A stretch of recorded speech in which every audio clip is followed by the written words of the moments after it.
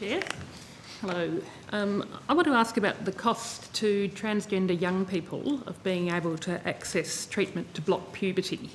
Accessing medical treatment, in particular the stage 1 treatment, the puberty blockers, gonadotrophin-releasing hormone analogues, is critical to transgender young people's ability to their well-being, and they're a group very high at risk. In a recent survey, half of them acknowledged that they had been diagnosed with depression, 38% acknowledged thinking about suicide. So I was wanting to know whether there is any current consideration of including puberty blockers under the PBS. Senator, thank you.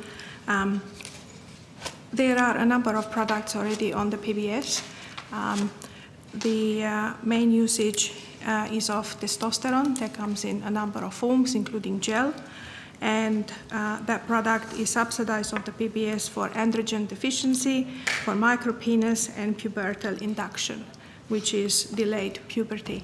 There are a number of other products that you have mentioned that are aimed at treating pubertal and delayed puberty.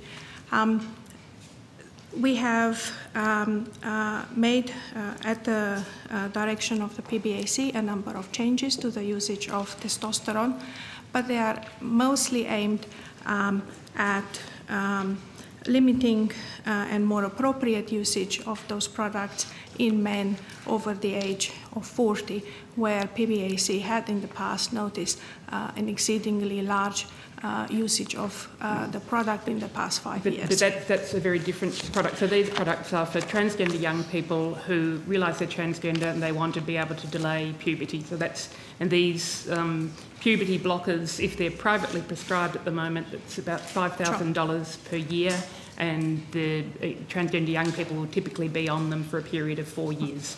So it's a very high cost. Up until recently, we have had no representation from the lesbian, gay, bisexual, transgender, and intersex community.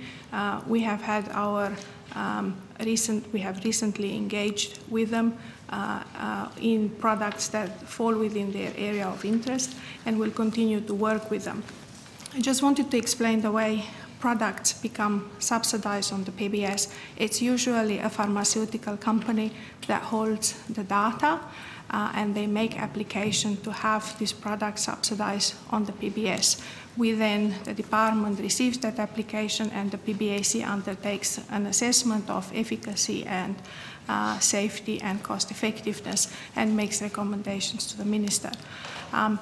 So it's the company, the manufacturers of this product, that we need to encourage to apply for the PBS subsidy, and then there are routine processes in place to assess their suitability for subsidization on the PBS. Does it have to be the pharmaceutical company? Can the advocates, for example, the hospitals, the gender centre at the Royal Children's Hospital that is treating these patients, the clients at the moment, and they are currently subsidising, they are paying for, the hospital's paying for them, and have got a very strong case as to why, shouldn't the PBS covering them. So anybody can make an application to the PBAC and write to PBAC in support of an application with evidence that is required to support the case for efficacy and safety and value for money assessment. So anybody, any specialist group we have, for example, nicotine replacement therapy is on PBS because a number of NGOs have got together and wrote to PBAC. But to have a product actually subsidized, the company needs to agree that they are willing to sell that product on the PBS, because we must have an agreed price. So at some point, if PBAC considers the application from a third party about this product, we must engage at subsequent point the company who's willing to supply those products under the condition of subsidy. So can I clarify that you haven't received any application or any proposal? Well, I'm happy now? to take all the names of the specific drugs with me, and I'm happy to provide an exact answer about the history of the products that you have specifically explicitly mentioned. Yes, and whether there has been any consideration or any determination of them so far. Yes, it's basically the puberty blockers, so it's gonadotrophin releasing hormone analogues.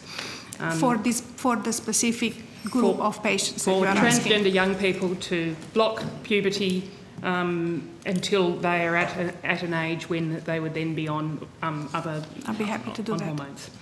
Okay, thank you.